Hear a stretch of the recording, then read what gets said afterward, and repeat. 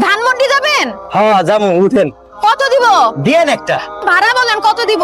যেটা আপনার ভালো মতো হয় এইটা দেন, আটকাইবো না, উঠে পড়েন না। না না না, আমি আপনার সিএনজি তে যাব না। যান। না কোনো সমস্যা নাই তো, আপা আসেন। না না না না, আমি যাব না। আপনার চেহারা কেমন জানি তাকানোতে সমস্যা আছে, আপনি যান। জিনিস নাই তাই এই ধরনের বাসন। এই তুই ঘুরছিস কেন? সাহস থাকে তো আমার মুখের দিকে তাকাই কথা কর। থাপড়ায় মুখে সব কটা দাঁত হাতে ধরাই দেবো। ফাজিল কোন জায়গাটা? বহুত তো হাওয়া হয়েছিল, হুশ হয়ে গেছে। কপাল ভালো ট্রেনের সময় হয়ে গেছে, তা না হলে তোরে আজকে একদম সাইজ করে দিতাম। গ্রাম থেকে আসছে দেখে আপনি ভাইবেন না আমি বোকা। স্টেশন থেকে বাইর হয়ে সব মানুষ আমার যাচাই করা শেষ।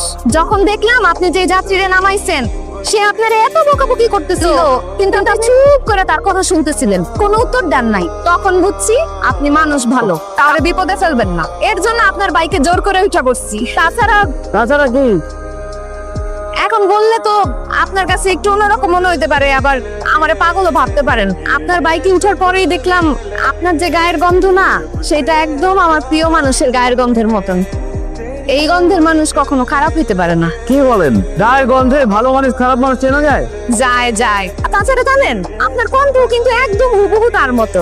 আমি তো প্রথমে আপনার কণ্ঠ শুনে চমকাই গেছিলাম, পরে ভাবলাম একই রকম দেখতে কত মানুষ পাওয়া যায়, একই রকম কণ্ঠের মানুষ থাকতেই পারে। তাছাড়া আমার প্রিয় মানুষ সে দুবাই থাকে, সে তার ঢাকা থাকে না নাইবো কইতে। কিছুক্ষণ হাঁটতে হবে, সামনে পাম্প আছে। আমার হাঁটার অভ্যাস আছে। তার সাথে যখন ঘুরতে বাইর হইতাম তখনও প্রায় তার মোটরসাইকেল নষ্ট হয়ে যেত। এর জন্য আমি তার মোটরসাইকেল রে ভটভটি বলতাম। আল্লাহ রাস্তায় গেছে দিয়া যান বাজান, আল্লাহ রাস্তায় গেছে দিয়া যান। আলহামদুলিল্লাহ। মুরব্বী এই যে এটা যেটি আছে সব রাখেন। এত টাকা এই সপ্তাহ আমারে দিলেন? আপনি রাখেন, আপনি কামে লাগবো। আমি তো বিদেশ চলে যেতেছি, বাংলা টাকাতে কি করুম? ওই যে এয়ারপোর্টে ঢুকুম আর ফ্লাইটে উঠুম সোজা দুবাই। দুবাইতে যাই 2 হাতে দিরহাম কামামু।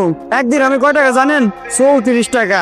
আপনি আমার লিগে দোয়া করে দেন একটা। হ্যাঁ? আল্লাহ আপনার মঙ্গল করুক, ভালোভাবে পৌঁছে দেন। দোয়া করে। ভালো মানুষের ব্যাগটা নিয়ে গেলি? থাকছে যা, পরে অভিশাপ দিয়েন না। হয়তো কিচ্ছু পাইবো না। কি ভাবছো ওই ব্যাগের মধ্যে জিনিসপত্র আছে? কিছু নয়, খালি শার্ট আছে আর রুটি গলা আছে। আসল জিনিস তো এই ব্যাগের মধ্যে পাসপোর্ট টাসপোর্ট সব কিছু। ওইখানে যে শার্ট আছে ঠিক মতো পড়তে পারবো না, গায়ে লাগবো না।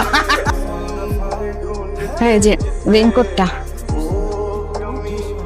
200 টাকা কি কম হয়ে যেতেছে? খালা তো বলছিল ভাড়া 200 টাকাই।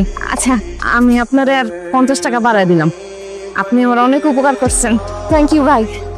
ভাই আপনার ওই ব্যাপারটা কিন্তু আমার খুব ভালো লাগছে। কোনটা? আপনার গার্লফ্রেন্ড মানা করছে দেখা আপনি বাইকের লেডি প্যাসেঞ্জার উঠান না। ভালো থাকেন ভাই, আসি।